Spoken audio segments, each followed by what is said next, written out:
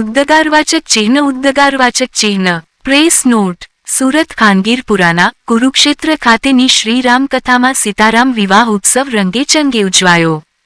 તાપી કિનારે કુરુક્ષેત્રધામમાં ચાલી રહેલી આંતરરાષ્ટ્રીય કથાકાર પૂજ્ય શ્રી પ્રફુલ્લભાઈ શુક્લની રામકથામાં આજે સીતારામ વિવાહ ઉત્સવ રંગેચંગે ઉજવાયો હતો.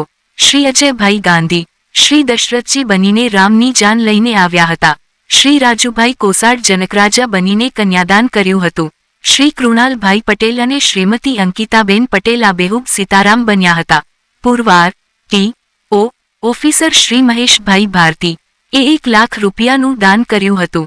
સરોલી મંદિર તરફથી 51,000 રૂપિયાનું દાન કરવામાં આવ્યું હતું.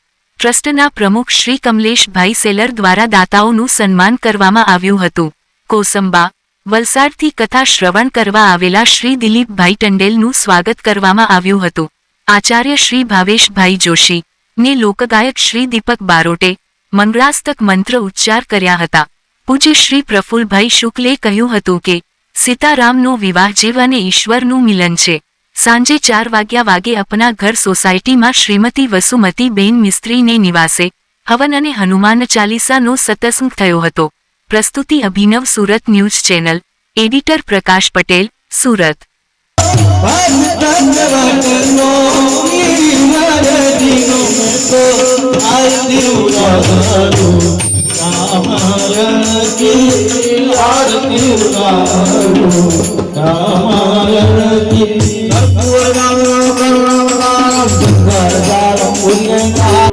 કૌશલ્યા જબ બોલા ન જાઈ, કૌશલ્યા જબ બોલા ન જાઈ. કૌશલ્યાજીએ એક જ વાર બૂમ પાડી, રામ ત્યાં તો ઠુમક ઠુમક પ્રભુ ચલ હી પરાઈ. પ્રભુ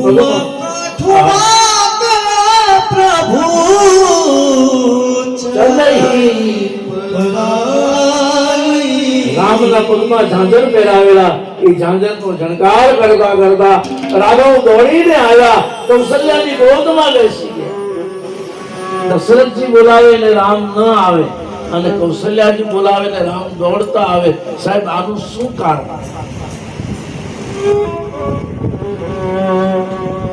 આજનો પણ એક પ્રશ્ન તો છે જ ને, પૂછવાનો છે. આ પ્રસંગ પતે એટલે કારણ બતાવે છે. કૌશલ્યાના બોલાવાથી રામ આવે, દશરથજીના બોલાવાથી ન આવે. ક્યો? શું રામને ભેદ છે? ભેદ હોય તો બ્રહ્મ કેવી રીતે કહેવાય? એ તો નિર્ભેદ છે. તો પછી આવું કેમ કર્યું ભગવાને? પહેલું કારણ શું? પોણા ભાગનું ભોજન કરી લીધા પછી દશરથજી બોલાવે, એમ રામ થોડા આવે. ભગવાનને બોલાવવા હોય તો પહેલા બોલાવવા જોઈએ ને. કોઈ મહેમાન બહાર બેઠો હોય અને આપણે જમતા હોઈએ, આપણે હાથ ધોવાનું થાય ત્યારે આપણે પેલાને કહીએ ચાલ જમવાનું હોય તો આવી જા, તો આવે પેલો. માણા હોય તો નહીં આવે. આવો સાહેબ, આવો ભારતી સાહેબ, આવો. ભોજન કરતા પહેલા ભગવાનને યાદ કરવા જોઈએ. અને મારું શાસ્ત્ર તો એમ કહે, મારી વ્યાસપીઠ તો એમ કહે કે તમે ભોજન કરતા પહેલા એક વાર ભગવાનને પુકાર કરો તો પછી એ ભોજન ભોજન નથી રહેતું, ઠાકોરજીનો પ્રસાદ બની જાય છે. યશોમતીબેન ચંપકલાલ મિસ્ત્રીના નિવાસ સાંજનો હનુમાન ચાલીસાનો સત્સંગ છેલ્લા 4 દિવસથી સુરત શહેરની અંદર આ સત્સંગ ચાલી રહ્યો છે. એમાં આજે 4થા દિવસનો સત્સંગ અહીંયા સંપન્ન થાય છે. મેં અગાઉ પણ કહ્યું છે કે હનુમાન ચાલીસા એ કલિયુગનું એક અમોઘ શસ્ત્ર છે. હનુમાન ચાલીસા એક એવું શસ્ત્ર છે કે કલિયુગમાં સરળમાં સરળ નાનામાં નાનો માણસ પણ જેનો પાઠ કરી શકે, જેનો આશ્રય કરી શકે એવું આ હનુમાન ચાલીસાનું ફળ છે. આજે જે હનુમાન ચાલીસામાં આપણે સફાઈ રહેવાની છે એ હું ગવડાવું છું, બધા બોલજો. સૂક્ષ્મ રૂપ ધરી સિંહ દિખાવા.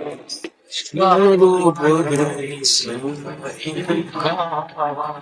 વિકટ રૂપ ધરી જરાવા. વિકટ રૂપ ધરી લંક જરાવા. ભીમ રૂપ ધરી અસુર સંહારે. ભીમ રૂપ ધરી અસુર સંહારે. રામચંદ્ર કે કાજ સવારે. રામચંદ્ર કે કાજ સવારે. આ ચોપાઈની અંદર હનુમાનજીની એક બહુ મહત્વનું સદગુણ પ્રગટ થાય છે, જેનાથી મોટા ભાગે લોકો અજાણ છે. હનુમાનજીની એક ખાસિયત છે, હનુમાનજી ધારે ત્યારે નાના થઈ શકે છે અને ધારે ત્યારે મોટા થઈ શકે. આપણે મોટા થઈ શકીએ તો પછી નાના નહીં થઈ શકીએ.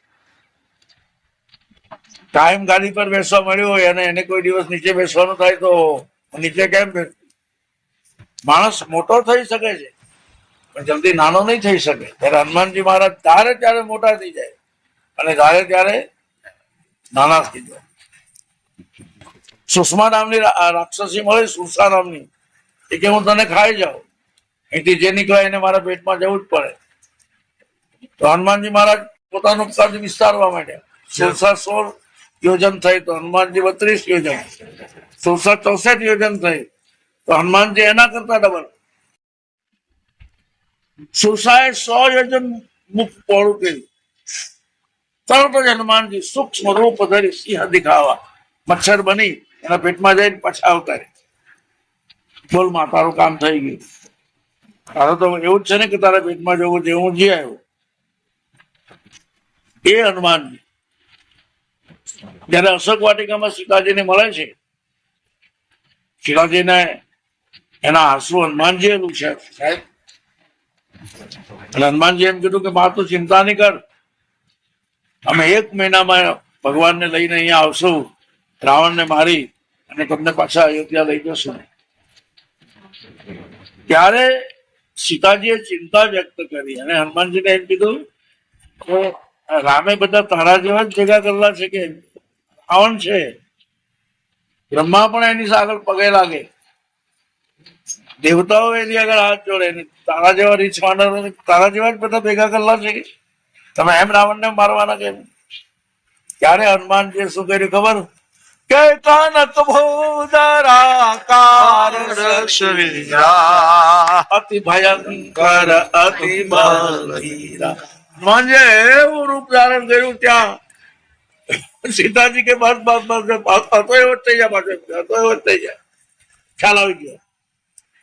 ધારે ત્યારે નાનું થઈ શકે અને ધારે ત્યારે મોટા થઈ શકે આ દુનિયામાં ફક્ત હનુમાનજી જ કરી શકે, એ સિવાય બીજું કોઈ કામ નથી. એટલા માટે સૂક્ષ્મ રૂપ ધરી સિંહ દિખાવા, વિકટ રૂપ ધરી લંક જણાવા, ભીમ રૂપ ધરી અસુર સંહારે, રામચંદ્રની કાજ સવારે. ભગવાનના કામ હનુમાનજી જે કર્યા છે